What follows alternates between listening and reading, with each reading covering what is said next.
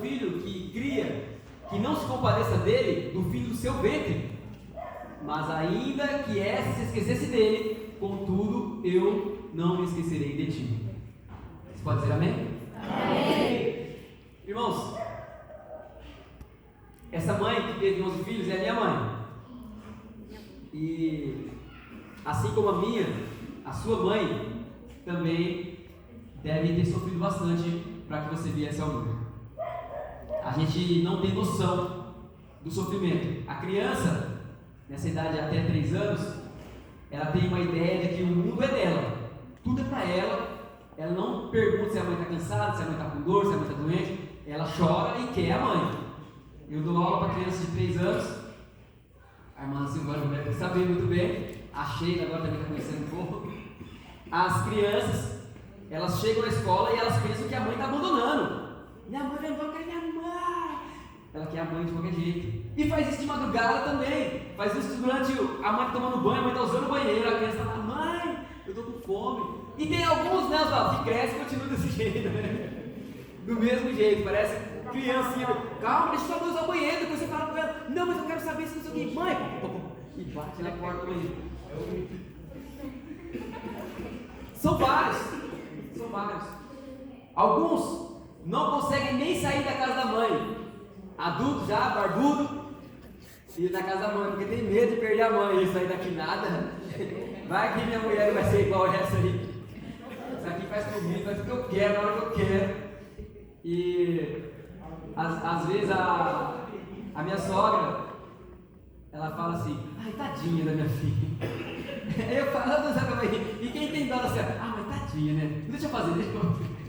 Aí a gente compra um sorvete e alguma filha não está lá, ela, mas deixa um pouquinho para fulano. Mas se ela não tiver, ela não vai nem saber. Não, mas guarda que eu estou aqui para ela, tadinha. Porque as mães têm um amor tão grande que a Bíblia chega a usar esse amor como exemplo. E aqui nesse capítulo fala sobre isso. Fala assim, ó, poderia uma mãe esquecer do filho? Poderia uma mãe que está amamentando esquecer do seu filho? É como se fosse o exemplo de um amor muito grande que Deus está aqui elencando como um exemplo de amor. Mas a gente conhece, no decorrer da história, que algumas mães abandonaram seus filhos, ou não? A gente já ouviu falar de crianças jogando no lixo, crianças encontradas numa mata, crianças num orfanato. A gente conhece algumas histórias assim, são poucas em relação à quantidade de mães que fazem de tudo pelos seus filhos, são sim poucas histórias, mas algumas mães talvez se arrependem de ter tido um filho, de não ter condições, ou às vezes vivem num mundo de droga ou de alguma outra questão que abandonam os filhos. Mas aquelas que são mães de verdade, que mantêm a filiação, então merece todo o nosso carinho, o nosso respeito e o nosso aplauso. Um aplauso para as mães, porque elas merecem. A Bíblia está usando aqui como um exemplo de amor. E aí, eu não quero falar de mãe hoje, eu quero falar de pai. Por que eu vou falar de pai no Dia das Mães? Porque eu vou usar o exemplo de uma mulher que foi escolhida por Deus para gerar Jesus Cristo. Maria, ela foi escolhida por Deus, o Pai, para gerar Jesus Cristo. Por quê? Porque Deus, o Pai, Ele queria reunir mais filhos, Ele queria ter mais filhos, mas os seres humanos, que eram para ser os seus filhos naturalmente, estavam afastados dele. E a Bíblia diz que o amor de Deus, ele excede qualquer tipo de amor. Mesmo o amor de uma mãe, o amor de Deus ainda é maior. E ele é um amor um pouco diferente, presta bem atenção. Uma mãe, que a Bíblia está falando aqui, que não esquece do filho, ela cuida do filho, ela tira de si para dar para o filho uma roupa, uma comida, ela deixa de comer algo especial porque ela tem que comprar alguma coisa para o filho, tem toda aquela preocupação. Deus, o Pai, Ele queria ter mais filhos. O que Ele fez? Ele deu o único filho que Ele tinha. Mas não é estranho? Ele tinha um filho, e para conseguir outros filhos, Ele deu aquele filho. Para quê? Para que ele fosse humilhado, que ele fosse julgado, condenado e morresse por esses outros filhos que somos nós hoje. Inclusive, Maria, que ele escolheu, também era filha dele. Em Lucas, no capítulo 1, quero que você acompanhe no versículo 46, olha o que Maria fala. Disse Maria: a minha alma engrandece ao Senhor, e o meu espírito se alegra em Deus, o meu Salvador, pois olhou para a humildade da sua serva. Desde agora, todas as gerações me chamarão bem-aventurada, ou seja, feliz, pois grandes coisas me fez o poderoso. Santo é o seu nome. Deus, em Isaías, está exaltando o amor de uma mulher, de uma mãe. E agora, uma mulher que é um exemplo para nós, está exaltando o amor de Deus. Olha, ela está dizendo, era uma humilde serva, e Ele me escolheu, me agraciou e me fez feliz. Eu me alegro em Deus, o meu Salvador. Você se alegra em Deus, o seu Salvador, amém? Amém. Irmãos, nós poderíamos ter a melhor mãe do mundo, a mãe mais querida, mais amada do mundo, mas o amor de uma mãe, ele é finito. Uma mãe, por exemplo, ela pode tentar socorrer um filho que vai ser atropelado de um carro, mas se ela não for rápida o suficiente, o carro atropela ela também. Uma mãe pode socorrer um filho de um animal feroz, mas se o animal estiver muito feroz, se tiver outros animais que podem devorar, a mãe também. Mas o nosso Deus é diferente. Ele salva o filho, ele salva a mãe, ele salva a todos quantos chamam pelo seu nome, porque o amor dele é muito maior do que o amor de uma mãe, e o poder dele é maior do que o poder de uma mãe. Eu gostaria que você pensasse o seguinte: olha, o amor de mãe é um exemplo de amor, mas Deus, Ele não é um exemplo de amor. Deus é o amor. Ele é amor. Uma das características de Deus, da essência de Deus, é amor. Eu quero que você leia comigo 1 João capítulo 3 e versículo 10. Lá no finalzinho, perto do Apocalipse, 1 João capítulo 3 e versículo 10. Deus tem vários atributos, mas hoje eu quero enfatizar esse atributo, o amor de Deus. Deus é amor. Diga assim: Deus é amor. Deus é amor. E quando Deus gerou os seus filhos, Ele colocou a sua marca no seu filho. Sabia que você tem a marca de Deus? Amém? Amém. Diga: eu tenho a marca de Deus. Eu tenho a marca de Deus. Você tem a marca de Deus. E sabe uma das marcas de Deus em você? É o amor de Deus. Quando Deus criou os seus filhos, então Ele deu de si para os seus filhos. E em você, que é filho de Deus, deve ter esse amor de Deus. Alguém pode perguntar para você: mas por que você vai fazer isso? Por que você vai deixar a sua casa no domingo à noite, no domingo de manhã, para ir na igreja? É o amor de Deus que está em nós. Esse amor faz com que a gente queira se aproximar de Deus. Mas só que o amor, ele não é só na vertical, ele também é horizontal. Ele tem que ser expressado para Deus, mas tem que ser expressado também para os irmãos. Porque se nós não conseguimos expressar esse amor para os irmãos, então significa que nós não temos amor para com Deus. Olha o que diz o versículo. É mais ou menos assim: olha, agora vocês estão tendo uma referência de quem é filho de Deus. Como? Ué, os filhos de Deus, eles praticam a justiça. Quem não pratica a justiça é filho do diabo. E outra coisa, se ele não ama o seu irmão, ele não é de Deus. Se ele não pratica a justiça, que é um atributo de Deus, mas eu não quero enfatizar a justiça hoje, quero falar sobre o amor de Deus. Se ele não tem desse amor de Deus no seu coração, significa que ele não é de Deus. Se você não ama o seu irmão, ou se você odeia o seu irmão, você não é de Deus. É por isso que Jesus Cristo fala assim: olha, perdoa o seu irmão. Mas por que Jesus tem que perdoar o meu irmão? Mas ele está errado, né? As pessoas falam assim pra gente: mas ele fez isso. Aí Jesus fala: eu sei que ele fez.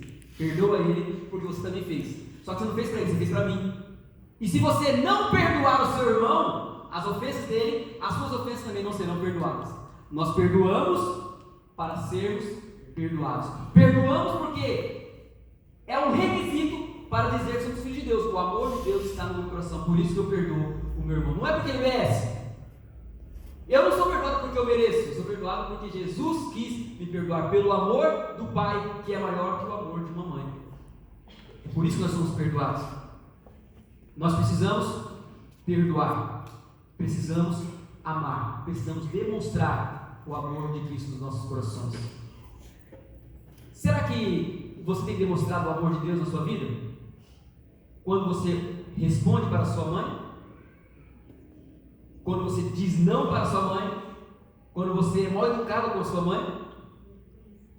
É o amor de Deus que você está demonstrando?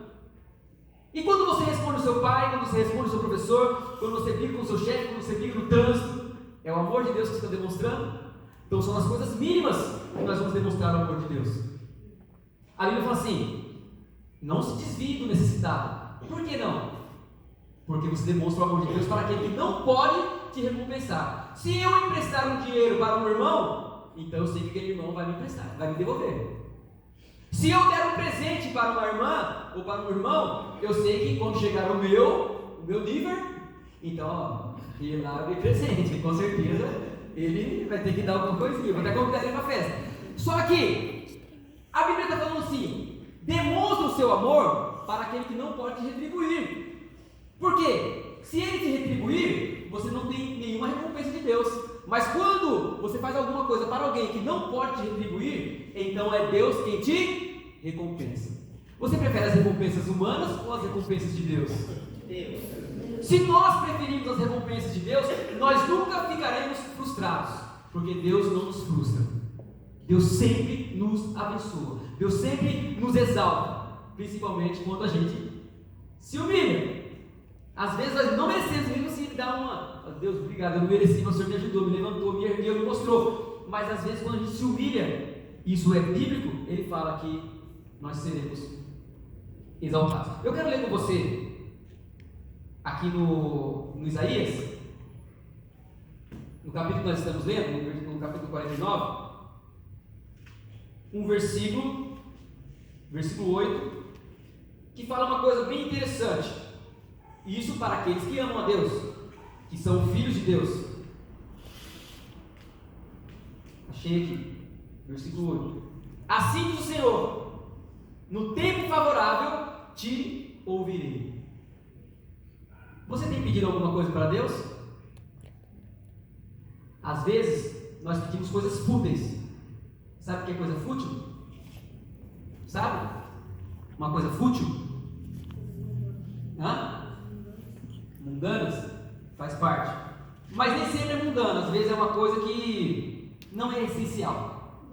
Fútil é o contrário de essencial. Não é aquela coisa primordial, aquela coisa essencial, aquela coisa que você precisa muito mesmo. Às vezes nós pedimos para Deus alguma coisa que não é essencial, que não é uma coisa fútil. Então Deus nos dá, mas eu estou falando de outra coisa. Quando você pede alguma coisa para Deus que é necessidade, e ainda assim Deus não te respondeu, a Bíblia diz: no tempo certo, no tempo favorável, Ele te responderá. Amém? Eu gostaria que você levasse essa palavra para casa hoje, para aquele pedido que você está fazendo para Deus, que você precisa. Você fala assim: Deus, parece que o Senhor não está me escutando, e você está orando, está pedindo, há tanto tempo pedindo, e não é uma coisa fútil, é uma coisa essencial, você precisa muito. A Bíblia está dizendo para você nesta noite, em nome de Jesus: no tempo certo, no tempo favorável, Deus te ouvirá. Aleluia, diga amém. É uma promessa de Deus para a sua vida. No tempo certo, no tempo favorável, Deus te ouvirá. Ele vai te abençoar, Ele vai te dar a bênção na sua mão. E não se preocupe: mas e se eu não estiver no culto? Não, a bênção é para você, tem endereço certo e vai chegar na tua mão, porque Deus é quem dá a palavra, é Deus quem cumpre. Amém? Amém. Eu quero ler com vocês uma coisa que me chamou muita atenção. No capítulo 7 de 2 Crônicas, diz sobre o Salomão.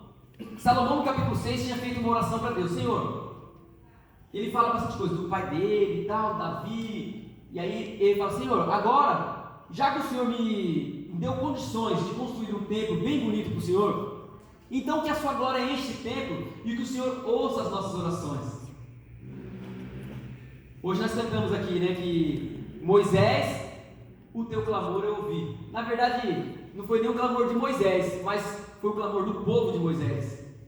O povo começou a clamar, a clamar, a clamar, e Deus ouviu a oração. E no capítulo, cadê o capítulo, irmão? 7 de 2 Crônicas. Deixa eu achar aqui. Deus responde e vai dizer o seguinte, capítulo 7, versículo 14: se o meu povo, você é povo de Deus? Fala um pouquinho mais forte, você é povo de Deus? Amém. Você é povo de Deus? Amém. Está comigo? Está ouvindo? Amém? Amém, irmão? Já está acabando, aguenta aí, tenta abrir o olho. Ó, olha o que diz a palavra de Deus. Se o meu povo, você é povo. Perdi. Achei. Que se chama pelo meu nome, se humilhar e orar e buscar a minha face e se converter dos seus maus caminhos, então eu ouvirei dos céus, perdoarei os seus pecados e sararei a sua terra. Olha o versículo 15. Agora estarão abertos os meus ouvidos, quer dizer, os meus olhos, e atentos os meus ouvidos a oração que se fizer neste lugar. Diga amém? Amém. Olha que Deus, aquele que tem o maior amor que o amor de uma mãe, e que tem mais poder que uma mãe, está falando para você: os meus ouvidos estarão atentos, os meus olhos abertos, os meus ouvidos atentos à oração que se fizer neste lugar. E este lugar, irmãos, não é aqui a igreja não. É onde você fechar a sua porta e se reunir para falar com Deus. Os ouvidos de Deus estarão atentos à sua oração. Você pode dizer um amém? Amém! Sabe quando eu digo para você dizer amém, você está dizendo assim: eu recebo essa palavra, Senhor. Eu quero essa palavra para a minha vida. Eu aceito essa promessa e eu vou buscar isso. Porque quando você dobrar o seu joelho para orar, você vai se lembrar dessa palavra: Senhor, os teus ouvidos estão atentos, os teus olhos estão abertos, porque agora eu vou falar. Eu tenho uma coisa para pedir que Ele não pode deixar de existir na minha vida. É uma coisa essencial. Eu preciso. E a Bíblia está dizendo que aquele que não te esquece, aquele que está com os olhos abertos, os ouvidos atentos, e não te esquece que o amor dele é maior que o amor de uma mãe, ele vai te responder na hora certa, na hora favorável, e vai abençoar a sua vida poderosamente. As pessoas clamam a Deus às vezes, mas às vezes fazem uma oração que nem se lembra do que pediu. Então isso não é um clamor verdadeiro. O povo de Israel estava clamando. Sabe o que Deus fez? Fez nascer um menino. E o povo clamando. O menino fez 10 anos. E o povo clamando, o menino fez 20 anos, 30 anos, 40 anos. Quando o menino estava com 80 anos, veio a resposta. Demorou, né? Talvez a gente não tenha tudo isso de tempo para esperar uma resposta de Deus. E Deus sabe. Então Ele vai nos dar uma resposta favorável. Mas nós precisamos clamar e clamar até receber. Algumas pessoas clamaram a Deus quando já não tinha mais nenhuma saída. Aí elas tiveram fé para pedir. Tipo assim: Senhor, não tenho mais a quem recorrer, me ajude. Aí Deus ouviu. Algumas pessoas clamaram a Deus quando já estava na sepultura. Jonas, no capítulo 1, deixa eu ver se é 1. Jonas, ele ora, capítulo 1, versículo 5. Ele ora a Deus e fala assim: Senhor, da sepultura eu clamei. Sabe por que Jonas falou da sepultura? Não é que ele estava morto, mas ele sabia que ele ia morrer ali, porque estava dentro da barriga de um peixe. Aí ele fala assim que as algas tinham enrolado no pescoço dele, era uma escuridão terrível. Ele falou: Senhor, eu estou... Nem um poço, ele quis dizer. Ele falou assim: olha, eu desci até as trancas da terra, até as profundezas da terra. Eu estou na sepultura. Mas se o Senhor me livrar daqui, eu vou pagar meu voto, eu vou voltar a pregar, eu vou fazer a tua vontade. E aí, irmãos, quando uma pessoa chega nesse ponto, Deus ouve a oração dela. Mas nós precisamos, sabe o quê? Aprender a ter essa oração de sentimento sem chegar nesse ponto. Daniel, ele recebeu uma denúncia, uma promessa de que ia morrer. O rei falou assim: olha, todos vocês vão morrer, se não declararem o meu sonho. Então conta o sonho para nós vamos revelar. Não, você vai ter que falar o sonho que eu sonhei e depois falar o que significa o sonho. Aí todo mundo diz: agora não tem jeito, vai todo mundo morrer. Daniel falou: dá um tempo para mim, deixa eu falar com o meu Deus, depois eu vou ver o que vai acontecer. E Daniel vai e ora a Deus, e Deus responde para Daniel. Era o momento, era o último recurso, a oração. Mas nós não precisamos chegar no último recurso. Nós precisamos aprender a orar a Deus todos os momentos. E toda a nossa oração é uma oração verdadeira e de sentimento, não só de palavras. Quando nós oramos com sentimento, Deus ouve. Aqui Deus está falando: se o meu povo se humilhar e orar e buscar, então Ele está falando: olha, você tem que se humilhar diante de Deus, você tem que pedir e você tem que buscar. Jairo era um homem chefe de uma sinagoga. A sinagoga era a igreja dos judeus, inimiga de Jesus. A filha dele tinha 12 anos, ela estava para morrer. Jairo esquece a religião, esquece tudo, e ele fala o quê? A Bíblia diz assim, ele se prostra diante de Jesus e fala: Jesus, me ajuda. Aí as pessoas que estavam olhando ele falam: mas ele não é o chefe da sinagoga, está aqui se humilhando. Ele se humilhou diante de Deus. No mesmo momento apareceu uma mulher que relou em Jesus e foi curada. Ela fez de tudo, não conseguia a cura, mas naquele momento ela falou: não, eu vou conseguir a cura. Se eu relar em Jesus, eu vou conseguir. Relou em Jesus, foi curado. Chegou umas pessoas: Jesus, ô Jairo, para de incomodar Jesus, a sua filha já morreu. Jesus falou: não, ela não morreu, ela está dormindo. Foi lá e curou a menina. Mas Jairo se humilhou, buscou, tirou todos os empecilhos até receber a resposta de Deus. Deus é amor, amém? A Bíblia diz assim: se um filho pede pão, o pai não lhe dá uma pedra. E depois a Bíblia explica assim: vocês sendo maus, nós somos maus. Hoje é dia das mães, mas as mães também são más em relação a Cristo. Aí ele fala: se vocês sendo maus conseguem dar boas coisas aos seus filhos, se uma mãe que é humana, que erra, que tem pecados, consegue proteger o seu filho, cuidar do seu filho, dar o melhor para o seu filho, imagine o que Deus não dará a vocês. O que você precisa de Deus? Ainda que uma mãe se esqueça do filho que ela está amamentando, a Bíblia está dizendo para você: eu jamais me esquecerei de ti, porque Deus é amor, e o amor dele é o amor. Os outros amores que existem são tudo descendência disso daí, porque se existe amor, vem de Deus. Ele é amor, e Ele quer abençoar, Ele é o maior amor, e a prova está lá na cruz, quando Ele deu o seu Filho para salvar a minha vida e a sua vida. Amém? Se coloque em pé, vamos orar.